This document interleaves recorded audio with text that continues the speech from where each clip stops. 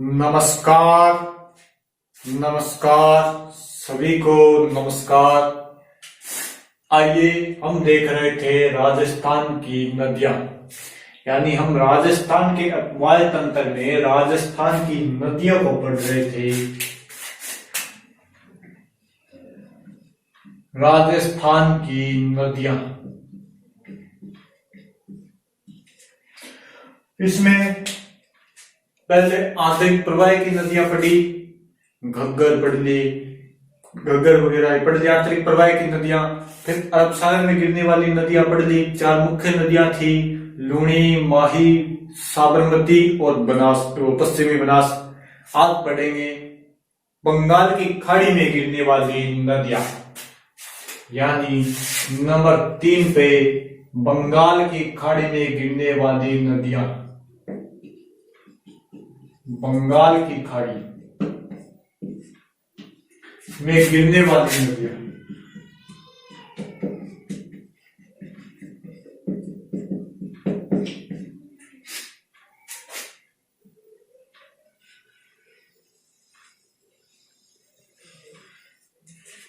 ये अपना दक्षिण भारत, ये अपना भारत हो गया, राजस्थान में हो गया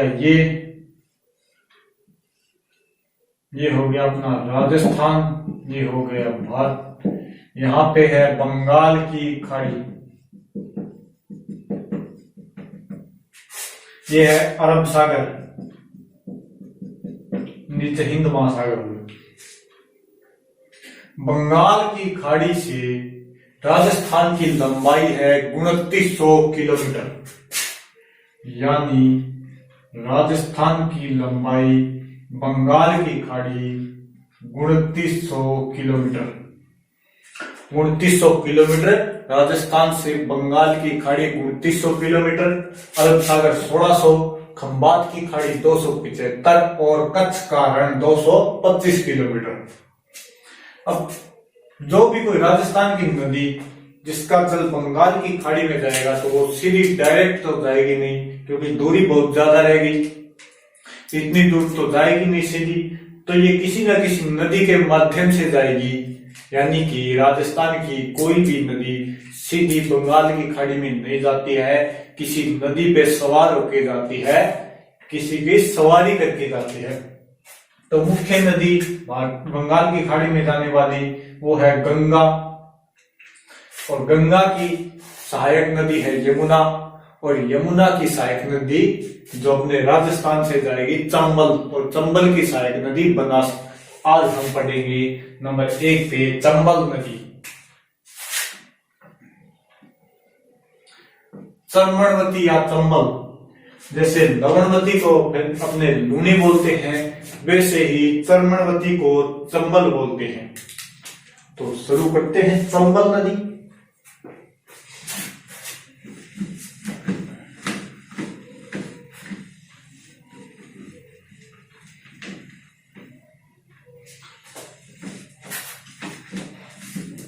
चंबल नदी बहुत बड़ी है, अब इसको पढ़े तो कोई इसका छोड़ने वाला भाग नहीं, लेकिन पर फिर भी मेन देखेंगे, यानी बहुत बड़ी नदी है, 10 दिन में ही पूरी नहीं होगी इतनी बड़ी नदी। ठीक है, यहां पे वो आ गया अपना एमपी की विंध्याचल पर्वतमाला। एमपी में विंध्याचल पर्वतमाला, और यहीं पे पहाड़ी है जन्नापाव पहाड़ी, महू मध्य प्रदेश। ये है विंध्याचल की जन्नापाव पहाड़ी, विंध्याचल की जन्नापाव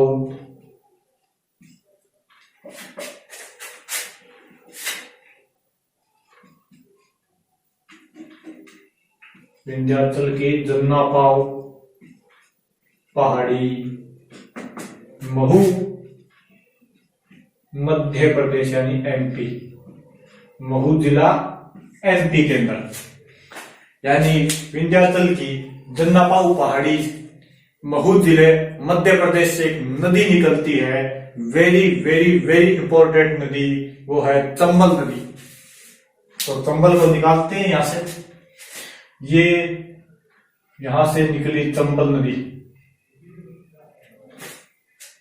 ये चली चली चली चली चली थोड़ा ही आगे चली, यहां पे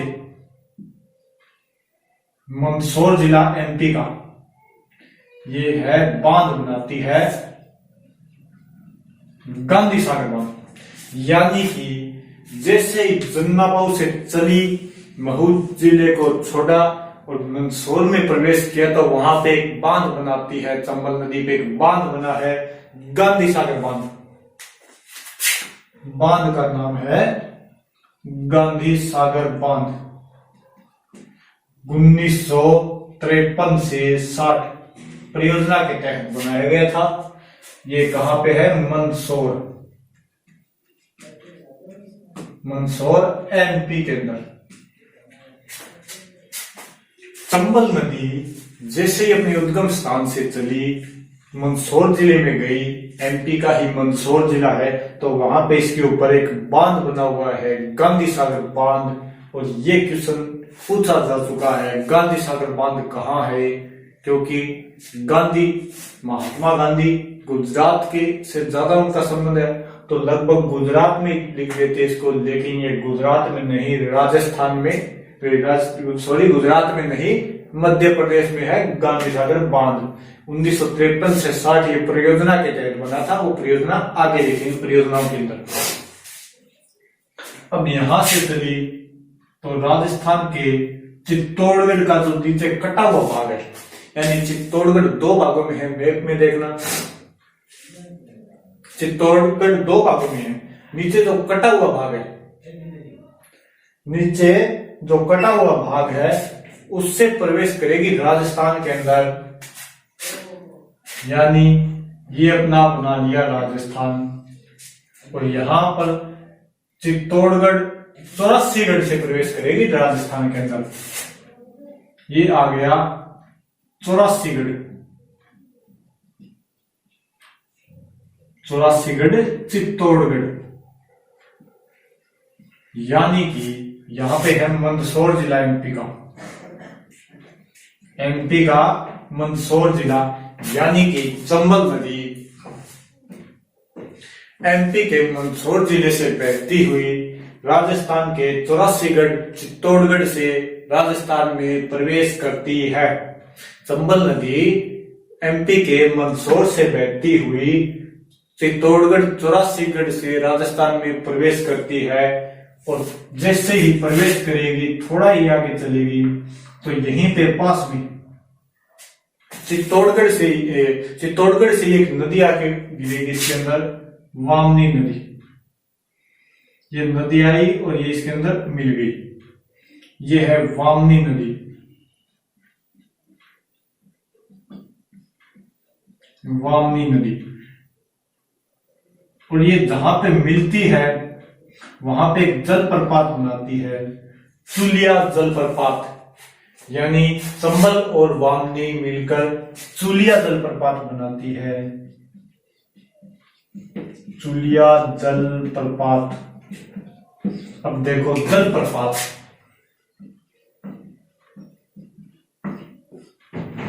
व्हाट इज जलप्रपात? जलप्रपात क्या होता है? लगभग को तो पता होगा, फिर भी बता देता हूं नाम आए तो।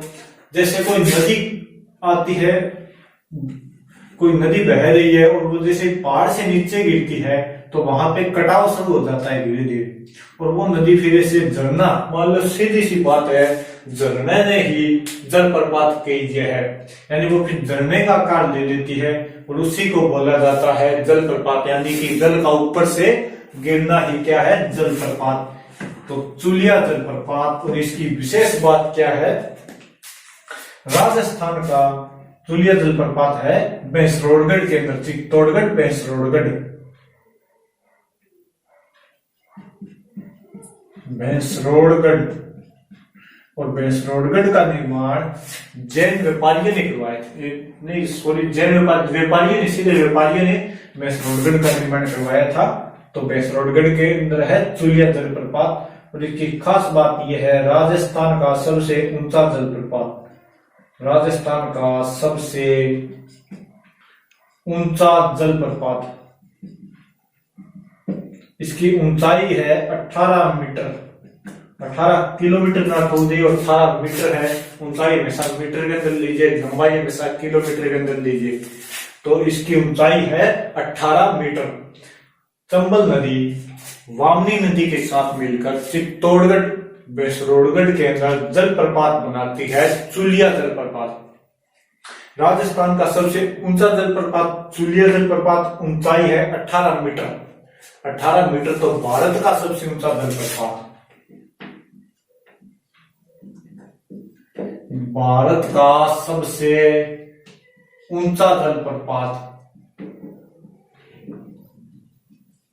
वो है जोग या गोरसप्पा, या एक नाम और है महात्मा गांधी जलप्रपात। ये कहां है? कर्नाटक के अंदर। शरावती नदी, शरावती नदी, साबरमती अलग है, शरावती नदी अलग है। और इसकी ऊंचाई है 255 मीटर। 255 मीटर इसकी ऊंचाई है। यानी राजस्थान का सबसे ऊंचा जलप्रपात चुलिया जलप्रपात चंबल नदी पर बेसरोडगढ़ के अंदर है, वामनी नदी के साथ मिलकर बनाती है। भारत का सबसे ऊंचा जलप्रपात जोग गोरसपा या महात्मा गांधी जलप्रपात कर्नाटक के अंदर शरावती नदी के ऊपर है और इसकी ऊंचाई है 255। तो विश्व का और देख लेते हैं। विश्व का सबसे ऊंचा जलप्रपात, ऊंचा जलप्रपात वो है एंजिल जलप्रपात। कोरू नदी और वेनेजुएला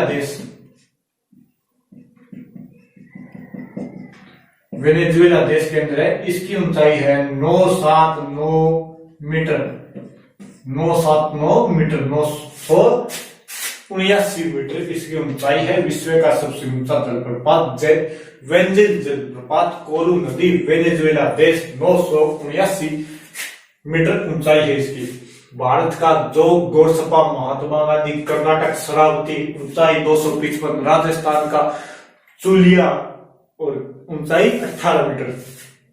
अब चलिए यहां से आगे, यहीं पे है, अभी ये चित्तौड़गढ़ के अंदर ही है और यहाँ पे इसके ऊपर एक बांध और बनाया गया, जिसका नाम है राणा प्रताप सागर बांध। राणा प्रताप सागर बांध ये चित्तौड़गढ़ के अंदर ही है। चित्तौड़ में कौन थे? महाराणा प्रताप, तो इनके नाम पर है राणा प्रताप सागर बांध। और इसकी खास बात है राजस्थान का, एक बार सीधे शॉर्ट में लिख लो, सस्ता व अत्यधिक सस्ता व सर्वाधिक भराव क्षमता, सर्वाधिक भराव क्षमता वाला बांध।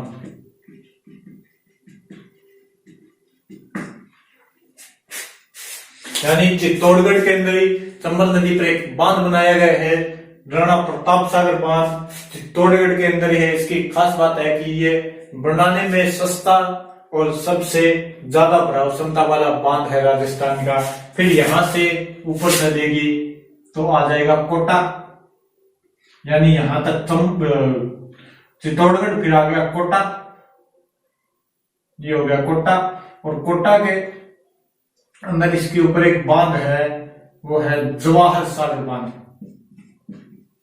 जवाहर सागर बांध, जवाहर सागर बांध ये भी कहां है? कोटा के अंदर।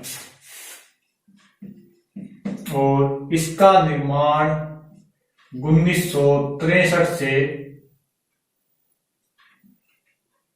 60 से 73, 1960 से 73 के मध्य, यानी ये परियोजना जब पूरी हुई थी तो ये शुरू हो गई थी 61, ये थोड़ा 62 से 73 है शायद, 61 से 73 है, 61 से 73 करो, 61 से 73 है जवाहर सागर बांध परियोजना 1961 से 1973 के मध्य बनाया गया है। और इस फिर ये है जवाहर सागर बांध। फिर यहीं पे कोटा के अंदर है भी, कोटा के अंदर एक बांध और है इसके ऊपर, कोटा के अंदर एक बांध और है इसके ऊपर, और उस बांध का नाम है कोटा बैराज। ये वो पहली परियोजना के साथ सुना था। फिर ये बूंदी में चली जाएगी, यहां से ये बूंदी में चली गई और बूंदी से होती सवाई माधोपुर, सवाई माधोपुर से करौली, करौली से फिर धौलपुर और धौलपुर से फिर आगे यूपी में चली जाएगी और यमुना में मिल जाएगी। ये है यमुना, यहाँ पे इटावा, यूपी, यूपी इटावा में जाकर यमुना में मिल जाएगी। तो फिर यहां तक कोटा, और ये होगी बूंदी, और फिर बूंदी के आगे सवाई माधोपुर, फिर करौली और फिर धौलपुर, और फिर आगे एमपी इटावा, मुरादगंज के पास एमपी इटावा में जाकर यमुना में मिल जाती है। अब एक स्थान इसके अंदर है सवाई माधोपुर वाला, जो बनास नदी, रामेश्वर धाम, आगे पढ़ेंगे। दोबारा एक बार रीडिंग लगाते हैं इनकी एक बार दोबारा रीडिंग लगाते हैं। चंबल नदी उद्गम स्थान जन्नापाव की पहाड़ियां, चंबल नदी उद्गम स्थान जन्नापाव की पहाड़ियां महू मध्य प्रदेश से निकलेगी। जैसे ही महू जिला पार करेगी, यानी कि इसकी लंबाई नहीं, तो लंबाई वाला कर लेगी। मंदसौर जिले के अंदर गांधी सागर बांध 1953 से 60 के मध्य परियोजना के तहत बनाया गया। राजस्थान में मंदसौर से ही प्रवेश करेगी, यानी कि चंबल नदी एमपी के मंदसौर से चित्तौड़गढ़ 84 नामक स्थान से राजस्थान में प्रवेश करती है। और जैसे ही थोड़ी आगे चली तो ये वामनी नदी के साथ मिलकर चुलिया जलप्रपात बनाती है चित्तौड़गढ़ के अंदर, और चित्तौड़गढ़ भैंसरोडगढ़ के अंदर, और भैंसरोडगढ़ का निर्माण व्यापारियों ने करवाया था। इस चुलिया जलप्रपात की खास बात है कि राजस्थान का सबसे ऊंचा जलप्रपात है, 18 मीटर ऊंचाई पर है। भारत का सबसे ऊंचा गोरसपा महात्मा गांधी, जो कर्नाटक शराब्दी 255, विश्व का एंजिल वेनेजुएला कोरू 2797 मीटर ऊंचा। ठीक है, थोड़ा ध्यान कर ले रहा हूं। फिर चित्तौड़गढ़ के अंदर एक बांध है, इसके ऊपर राणा प्रताप सागर बांध, और इस बांध की क्या खास बात है, ये सस्ता व सर्वाधिक भराव क्षमता वाला बांध है, यानी राजस्थान का सस्ता व सर्वाधिक भराव क्षमता वाला बांध राणा प्रताप सागर बांध चित्तौड़गढ़ के अंदर। फिर गई चित्तौड़गढ़ से कोटा के अंदर, कोटा के अंदर इसके ऊपर एक बांध है जवाहर सागर बांध, कोटा के अंदर 1962 से 1973 के मध्य ये भी परियोजना के तहत बनाया गया। और फिर कोटा के अंदर ही दूसरा बांध है कोटा बैराज, और फिर बूंदी, फिर सवाई माधोपुर, फिर करौली, फिर धौलपुर, और फिर आगे यूपी में चली जाएगी, और यूपी में इटावा नामक स्थान पर जाकर यमुना में मिल जाएगी। तो ये थी अपनी चंबल नदी। इसकी लंबाई की बात करें, कुल लंबाई 966 किलोमीटर। और अपने को तो राजस्थान में देखनी है, तो राजस्थान में है 135 किलोमीटर। नदियों की लंबाई तो फिक्स नहीं होती है, अगर यहाँ पे 150 किलोमीटर है तो वो भी सही है, अगर 1000 यहाँ पे 966 की जगह 1030 है तो वो भी सही है, इनकी कोई फिक्स नहीं होती। अब इसके उपनाम देखें, बाद में जाएंगे इसकी सहायक नदियां, पहले इसके उपनाम देखते हैं। उपनाम है, इसको एक बार साफ करूं,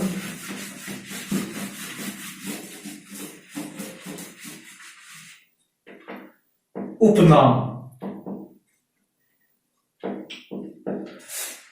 यानी कि इसके अंदर बहुत सहायक नदियां गिरती है। राजस्थान में लगभग अरावली के पूर्वी दक्षिण पूर्वी साइड चाहे किधर भी बारिश हो, इसके अंदर तो पानी जाएगा, यानी चंबल के अंदर तो पानी जाएगा। यानी कि ये 12 मासी नदी है, 12 महीने बहती है, तो 12 मासी नदी राजस्थान की एकमात्र 12 मासी नदी।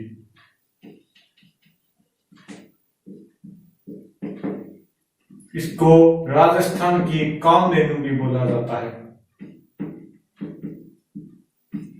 एक राठी गाय की नस्ल को भी कामधेनु बोला जाता है। कामधेनु चर्मणवती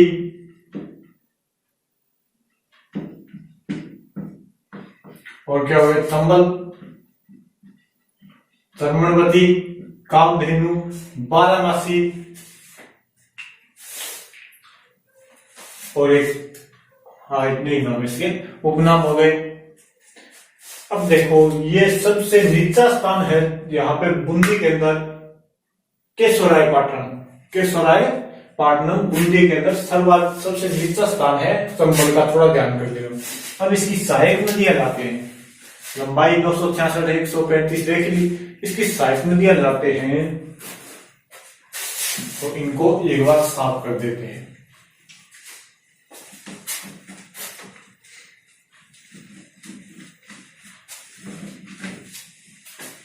चंबल की सबसे अधिक सहायक नदियां है राजस्थान में,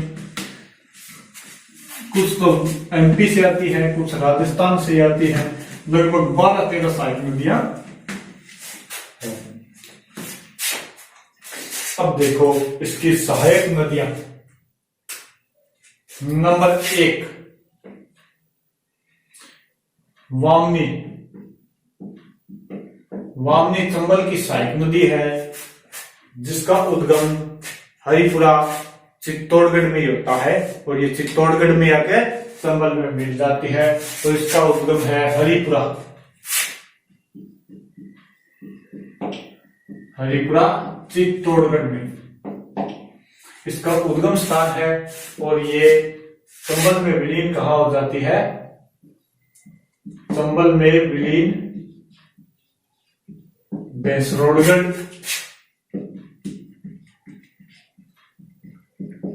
भैंसरोडगढ़ चित्तौड़गढ़ में चंबल में क्या हो जाती है, विलीन हो जाती है।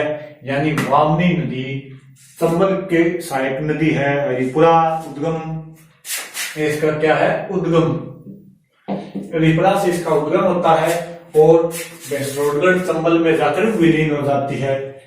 इसकी क्या खास बात है, वो चुलिया जलप्रपात, चुलिया जलप्रपात 18 मीटर, राजस्थान का सबसे ऊंचा जलप्रपात, राजस्थान का सबसे ऊंचा जलप्रपात, 18 मीटर इसकी ऊंचाई। नंबर 2 पे इसके अंदर आती है मेज, और मेज आती है बिजोलिया भीलवाड़ा से, बिजोलिया भीलवाड़ा से।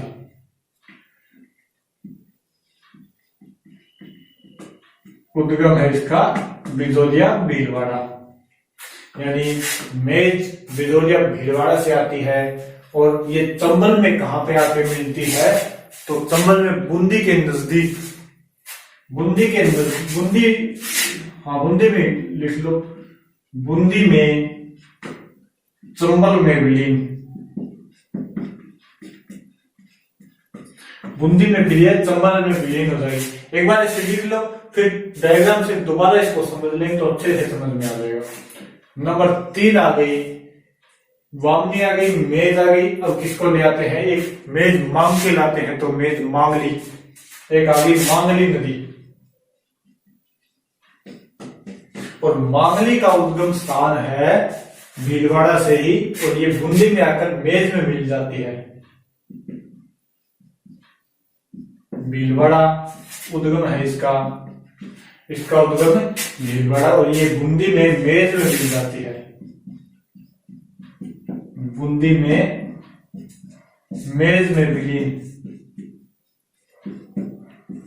यानी मेज तो जाती है चंबल के अंदर बूंदी के अंदर, और मांगली जाती है बूंदी के अंदर ही मेज में। और इस पर एक जलप्रपात है, वो है भीमलात। जलप्रपात बनाती है भीमलात। भीमलात जलप्रपात बूंदी के अंदर ही एक जलप्रपात बनाती है मांगली बूंदी के अंदर भीमलात जलप्रपात। अब नंबर 4 पे काली सिंध। और काली सिंध का उद्गम होता है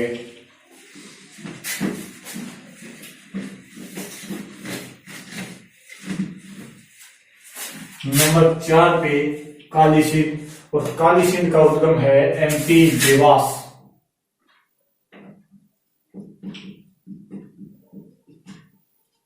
काली सिंध उद्गम है एमपी के देवास से। देवास नामक स्थान, एमपी का देवास नामक स्थान से इसका उद्गम है। और राजस्थान में प्रवेश कहां से करती है? तो ये राजस्थान में प्रवेश करती है बिंदास, सवाई माधोपुर राजस्थान में प्रवेश करती है बिंदा नामक स्थान झालावाड़ से। बिंदा झालावाड़ से प्रवेश करेगी राजस्थान के अंदर। कौन सी नदी? काली सिंध नदी। फिर आती है आगे, और ये चंबल के अंदर मिलती है नानेरा। नानेरा गांव कोटा के अंदर, कोटा में चंबल में मिली, यानी राजस्थान में प्रवेश करेगी बिंदा झालावाड़, और चंबल में विलीन कहा जाएगी नानेरा गांव कोटा के अंदर। नंबर 5 पे आएगी आहू। आहू नदी एमपी से, आहू ये आएगी एमपी से। और फिर राजस्थान में प्रवेश करेगी नंदपुर झालावाड़। राजस्थान में प्रवेश करेगी नंदपुर झालावाड़ से। राजस्थान में प्रवेश नंदपुर झालावाड़। एक मिनट। आहू नदी एमपी से आएगी और राजस्थान में प्रवेश करेगी नंदपुर झालावाड़ से। और इसके बाद ये काली सिंध के अंदर मिल जाती है, यानी कि आहू नदी के गागरन दुर्ग के पास, गागरन दुर्ग के पास काली सिंध में मिल जाएगी। काली सिंध में विलीन। तो गागरन दुर्ग एक जल दुर्ग है राजस्थान का, और ये अरावली की श्रेणियों में नहीं आता। यानी गागरन दुर्ग एकमात्र दुर्ग जो अरावली की श्रेणियों में नहीं आता, वो है गागरन दुर्ग। और ये काली सिंध एक जल दुर्ग है, और काली सिंध और आहू नदी के किनारे है। काली सिंध और आहू नदी के किनारे गागरन दुर्ग। नंबर 6 गागरन दुर्ग आहू और काली सिंध के संगम पर है, एक जल दुर्ग है, और ये अरावली की श्रेणी में नहीं आता। तो नंबर 6 ले आते हैं। फिर आहू हो गई, काली सिंध हो गई, और बामनी ताल परवन। नंबर 6 पे लाते हैं परवन को। परवन का उद्गम भी एमपी से होता है। परवन का उद्गम भी एमपी, यानी कि अरावली की नीचे से आने वाली सभी नदियां एमपी से आएगी, और चंबल के नीचे से आने वाली सभी नदियां एमपी से आएगी। तो इसका उद्गम स्थान भी कहा होगा एमपी के अंदर। और राजस्थान में प्रवेश करेगी झालावाड़ से। राजस्थान में प्रवेश कहां से करेगी? यह है खरीबोर। खरीबोर झालावाड़।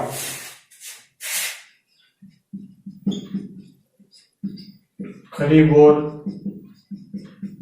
झालावाड़ से राजस्थान में प्रवेश करेगी रानी परवन नदी, उद्गम स्थान एमपी, राजस्थान में प्रवेश खरीबोर, झालावाड़ और शेरगढ़ अभ्यारण्य सांपों की, फिर प्रवेश करने के बाद शेरगढ़ अभ्यारण्य, और शेरगढ़ अभ्यारण्य शेरों के लिए नहीं सांपों के लिए प्रसिद्ध है, यानी कि सांपों के शरण स्थली शेरगढ़ अभ्यारण्य,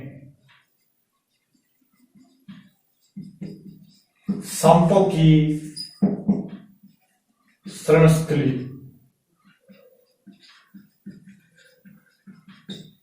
सांपों की शरण स्थली शेरगढ़ अभ्यारण्य। इससे प्रवेश करती है, इसके अंदर से गुजरती है, सांपों की शरण स्थली से गुजरती है कौन सी नदी?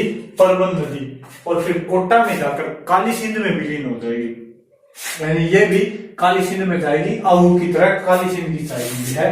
फिर ये कहां पे जाएगी? कोटा में जाकर काली सिंध में विलीन हो जाएगी। कौन सी नदी? परवन नदी, कोटा में जाकर के काली सिंध में विलीन हो जाएगी।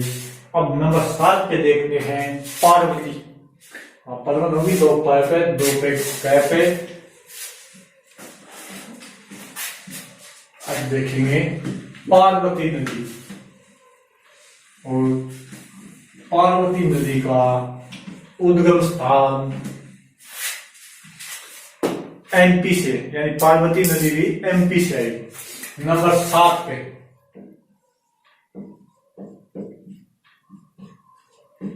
पार्वती नदी उद्गम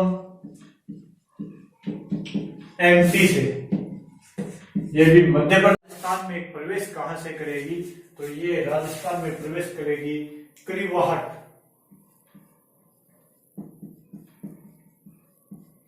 करीवाहट 12 से, करीवाहट 12 से राजस्थान में प्रवेश करेगी ये पार्वती नदी।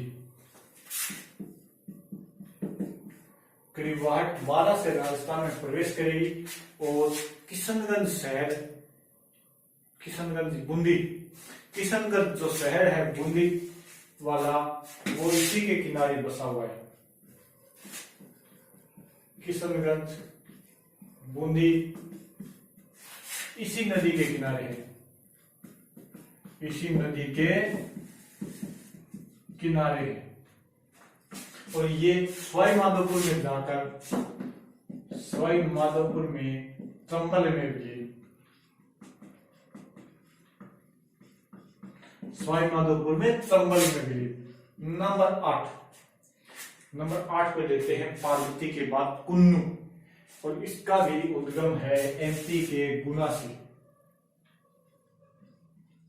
कुन्नू एमपी का गुना जिला, गुना राजस्थान से लगता है, एमपी का गुना जिला इसका है उद्गम। और राजस्थान में प्रवेश करेगी मुसेरी 12 से, मुसेरी 12 से राजस्थान में प्रवेश, मुसेरी 12। और फिर चंबल में कहा प्रवेश करेगी ये? तो ये करौली में जाकर चंबल में मिल जाती है, करौली में जाकर चंबल नदी में मिल जाएगी, करौली में चंबल में मिली। अब चंबल की नदियां होगी, एक बार इसकी सिंचाई परियोजना और देखते हैं, फिर इसकी दोबारा रीडिंग मारेंगे, डायग्राम से देखेंगे सभी नदियों को।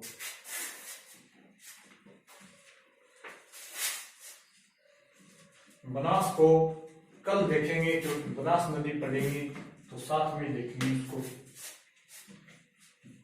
अब चंबल को कंप्लीट करते हैं, कल बनास, फिर हो जाएगी सभी नदियां कंप्लीट। सिंचाई परियोजना देखें तो चंबल सिंचाई परियोजना 2 राज्यों की है, राजस्थान और मध्य प्रदेश। राजस्थान और मध्य प्रदेश दोनों की 50-50%, यानी 50-50%। चंबल की सिंचाई परियोजना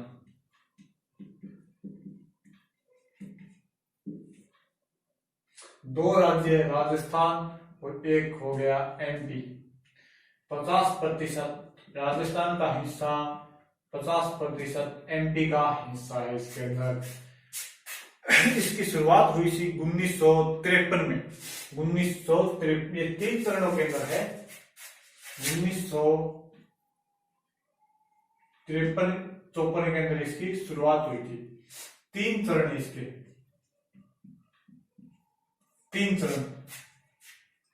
पहला चरण है 1953 से 60 के मध्य। 1953 से 60 के मध्य पहला चरण है, और इसके अंदर 2 बांध बनाए गए। यानी पहले चरण के अंदर 2 बांध बनाए गए 1953 के अंदर। तो चरण नंबर 1, चरण प्रथम 1953 से 60 2 बांध बनाए गए।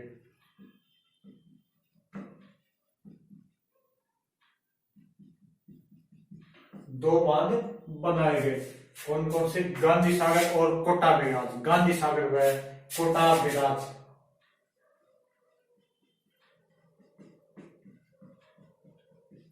गांधी सागर व कोटा बैराज। गांधी सागर एमपी के मंदसौर जिले में है, और कोटा बैराज कोटा के अंदर है। कोटा बैराज कोटा के अंदर, गांधी सागर एमपी के मंदसौर के अंदर। इसका विद्युत उत्पादन, इससे विद्युत उत्पादन होती है, और ये सिंचाई के लिए, ये है सिंचाई के लिए। यानी कोटा बैराज से विद्युत उत्पादन नहीं होती, केवल सिंचाई होती है। 8 लिफ्ट नहरें निकाली जाती है, और गांधी सागर से विद्युत उत्पादन होती है। अब देखें दूसरे चरण में बांध बनाया 1। दूसरा चरण राणा प्रताप सागर बांध। इनको डिटेल से परियोजनाओं के अंदर पढ़ेंगे, यानी नदियों के बाद झीलें और फिर परियोजनाएं पढ़ेंगे, तो उनके अंदर पढ़ेंगे। इनको डिटेल से एक बार देख लेते हैं थोड़ा। राणा प्रताप सागर बांध चित्तौड़गढ़ के अंदर, यह है चित्तौड़गढ़ के अंदर। और तीसरा है जवाहर सागर बांध, यानी तीसरे चरण के अंदर तीसरा बांध। तीसरा चरण और बांध बनाया गया जवाहर सागर बांध। जवाहर सागर बांध। अब देखो, पहला बांध है गांधी सागर बांध। गांधी सागर बांध से विद्युत उत्पन्न होती है, एमपी के मानपुरा व भानपुरा पठार के मध्य है। यानी गांधी सागर बांध एमपी के मानपुरा व भानपुरा पठार के मध्य है। एमपी के मानपुरा व भानपुरा पठार के मध्य ये बांध स्थित है। गांधी सागर बांध एमपी के अंदर है, मंदसौर जिले के अंदर है। इससे का निर्माण हुआ था 1953 से 60। 1953 से 60 उद्घाटन किया था पंडित जवाहरलाल नेहरू का। उद्घाटन 1960 के अंदर, 1960 में JL नेहरू ने, 1960 में JL नेहरू ने इसका उद्घाटन किया। इसमें 5 विद्युत इकाइयां हैं। इसके अंदर 5 विद्युत इकाइयां, और प्रत्येक विद्युत इकाई से इसमें 5 विद्युत इकाई है, और प्रत्येक से 23 मेगावाट विद्युत होती है। तो 5 गुणा 23, 5 3 15, 5 दूनी 10 और 1 16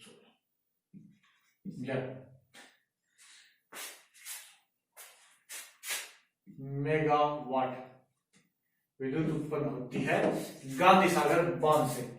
यानी 115 मेगावाट विद्युत उत्पन्न होती है गांधी सागर बांध से। नंबर 2 पे आ गया फिर कोटा वाला, तो ये इसी के साथ बना था परियोजना के 53 से 60। इससे से केवल और केवल सिंचाई के लिए काम आता है, यानी इससे सिंचाई होती है। 8 लीटर नहरें निकाली गई, इससे सिंचाई होती है, विद्युत उत्पन्न नहीं होती। 8 लीटर नहरें निकाली गई है। और फिर आता है नंबर 3 के दूसरे चरण के अंदर नंबर 1 बांध है राणा प्रताप सागर बांध, और ये राजस्थान का सस्ता व सबसे अधिक भराव क्षमता वाला बांध, सस्ता व भराव क्षमता सर्वाधिक, सस्ता व सर्वाधिक भराव क्षमता वाला बांध है। और इसका निर्माण दूसरे चरण में हुआ था 1962 से 73 के मध्य। कनाडा की सहायता से इस बांध के ऊपर परमाणु विद्युत संयंत्र लगाया गया। परमाणु विद्युत संयंत्र किसकी सहायता से? कनाडा की सहायता से। कनाडा की सहायता से परमाणु विद्युत संयंत्र लगाया गया। और इससे बिजली उत्पादन कितनी होती है? 43 मेगावाट, यानी एक यूनिट से 43 मेगावाट होती है। और इसके अंदर चार इकाइयां हैं, 4 इकाई, और प्रत्येक से 43 मेगावाट, यानी कि 172 मेगावाट इससे कुल विद्युत उत्पादित होती है राणा प्रताप सागर से। जवाहर सागर बांध, इसमें 3 इकाई है, 3 इकाई और 1 से 33 मेगावाट, यानी कि 99 मेगावाट इससे विद्युत उत्पादन होती है। कोटा के अंदर है, ये एक पिकअप बांध है। और इसका निर्माण कब हुआ था? 1962 से 1973 के मध्य परियोजनाओं के तहत। 62 से 73, 3 विद्युत इकाई, प्रत्येक विद्युत इकाई से 33 मेगावाट विद्युत, यानी कि टोटल 99 मेगावाट विद्युत इससे उत्पन्न होती है। दोबारा देखते हैं इन सबको, तो एक बार बढ़िया सी और रीडिंग लगाते हैं इनकी।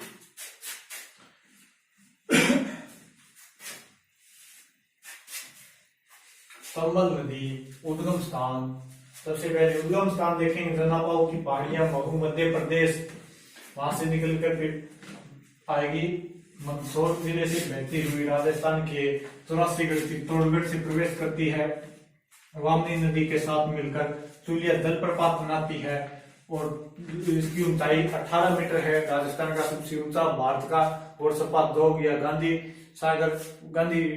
महात्मा गांधी 2 जलप्रपात 255, कर्नाटक श्रावती, विश्व का एंजल कोरू नदी, वेनेजुएला देश 979 मीटर ऊंचा। और फिर इसकी चंबल की बात करें आगे, तो प्रतापगढ़ चित्तौड़गढ़ के अंदर इसके ऊपर एक बांध है राणा प्रताप सागर बांध। मंदसौर के अंदर गांधी सागर बांध, फिर चली मंदसौर से प्रवेश करेगी राजस्थान के अंदर 84गढ़ चित्तौड़गढ़ से, और इसके ऊपर एक बांध है राणा प्रताप सागर बांध। फिर कोटा से फिर कहा गई बूंदी से सवाईमाधोपुर से करौली से धौलपुर से सीधी निकल के यमुना में मिल जाएगी। इसकी दोबारा रीडिंग मारते हैं। सबसे पहले उद्गम स्थान जन्नापाऊ की पहाड़ियां, महू मध्य प्रदेश से निकाली, इसको सीधा ले जाओ राजस्थान के अंदर। एक बार बांध को छोड़ो, राजस्थान में प्रवेश कहां से करेगी? यानी एमपी के मंदसौर जिले से राजस्थान के चित्तौड़गढ़ 84गढ़ से राजस्थान में प्रवेश करेगी। फिर चित्तौड़गढ़ से कोटा से उसके ऊपर बूंदी से सवाईमाधोपुर से करौली से धौलपुर, ऐसे क्रम से याद करना है जिलों को। और धौलपुर से निकलकर फिर इटावा यमुना में मिल जाएगी। 4 बांध बनाए गए इसके ऊपर। 4 बांध, पहला बांध गांधी सागर बांध 1953 से 60 के मध्य परियोजनाओं के तहत बनाया गया। इससे विद्युत उत्पादन होती है 115 मेगावाट। दूसरा है राणा प्रताप सागर बांध, इससे विद्युत उत्पादन होती है चित्तौड़गढ़ के अंदर, इससे विद्युत उत्पादन होती है 172 मेगावाट। राजस्थान का सबसे सस्ता व सर्वाधिक प्रभाव क्षमता वाला बांध कौन सा? राणा प्रताप सागर बांध। नंबर 3 पे ज्वार सागर बांध कोटा के अंदर है, इससे विद्युत उत्पादन होती है 99 मेगावाट, यानी 3 यूनिट से 3 गुणा 33 99 मेगावाट, ऐसे याद करना है। और फिर है कोटा बिराज, जिससे विद्युत उत्पादन में सिंचाई होती है कोटा के अंदर। 4 बांध हो गए। अब देखें जलप्रपात, तो एक जलप्रपात है ये चुलिया जलप्रपात, सबसे ऊंचा जलप्रपात 18 मीटर ऊंचाई, राजस्थान का सबसे ऊंचा जलप्रपात। और फिर इसके जिले याद करने हैं मेन, और इसकी मेन है सहायक नदियां, मेन है सहायक नदियां। तो सहायक नदियों में एक बार दोबारा इनको डायग्राम से देखते हैं, सहायक नदियां इनकी दोबारा डायग्राम से देखते हैं। सबसे पहले यहां से नदी निकली, यानी एमपी के मंदसौर, एमपी के जन्नापाव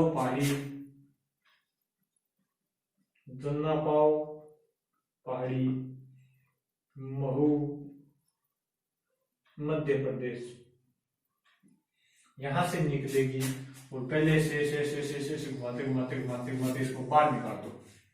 ठीक है, अब इसके ऊपर बांध बनाएंगे, इसकी सहायक नदियां डालेंगे इसके अंदर, और इसके ऊपर सभी काम करेंगे। ठीक है, अब देखो यहां पे एक बांध है गांधी सागर बांध, मंदसौर जिला एमपी का। यहां पर 84गढ़ राजस्थान में प्रवेश करेगी। मेन बता रहा हूं, 84गढ़ चित्तौड़गढ़ से राजस्थान में प्रवेश करेगी। यहां पे आकर वामनी नदी गिरेगी, तो ये चुलिया जलप्रपात। फिर यहाँ पे चित्तौड़गढ़ के अंदर राणा प्रताप सागर बांध। फिर कोटा के अंदर प्रवेश कर गई है कोटा के अंदर बांध है जवाहर सागर बांध। फिर कोटा के अंदर एक दूसरा बांध है कोटा बिराज। फिर ये आगे बूंदी, और फिर सवाई माधोपुर, फिर करौली, और फिर धौलपुर। इतनी तो नदी है, इतनी तो नदी, इसकी सहायक नदियां याद करनी है। तो सहायक नदियां याद करनी है तो वो कौन सी, ज्यादा याद नहीं करनी, मेन में याद करनी है। काली सिंध, कुन्नू, कुराल, और ये मेज, मांगली, बस वामनी, परवल, ये सहायक नदियां कुछ याद कर लो। इसकी कहां से उद्गम स्थान होता है ये ज्यादा जरूरी नहीं है, बस याद होनी चाहिए कौन सी किसकी सहायक नदी है। एक इसकी महत्वपूर्ण सहायक नदी है बनास, सवाई माधोपुर में आकर रामेश्वर, यानी बनास नदी रामेश्वर सवाई माधोपुर में आकर संबल में मिलती है। बनास नदी जहां मिलती है सवाई माधोपुर के अंदर रामेश्वर धाम। ये मीणा जाति का कुंभ कहा जाता है इसको, मीणा जाति का कुंभ या प्रसिद्ध स्थल है मीणा जाति का। इसके जो 4 बांध बने हुए, ये 100 किलोमीटर की दूरी में बने हुए हैं, यानी 100 किलोमीटर की दूरी में बने हुए 4 बांधों वाली एकमात्र नदी चंबल नदी। और इसकी पढ़ेंगे कल, बनास नदी पढ़ेंगे कल। सहायक नदी दोबारा इसकी थोड़ी रीडिंग और लगा देंगे सहायक नदियों की, अच्छे से समझ में जाएगा। आशा है कि सभी को अच्छे से समझ में आया होगा। अगर नहीं आया तो कमेंट करके बताएं, दोबारा बता दिया जाएगा, 3 बार बता दिया जाएगा, 4 बार बता दिया जाएगा। कल पढ़ेंगे बनास, और कल नदियों का टॉपिक कल कल लगभग कंप्लीट हो जाएगी सभी नदियां। इसके आगे फिर कौन सा टॉपिक, अवाय तंत्र के अंदर ही जिले वगैरह देखेंगे। Okay bye, thank you.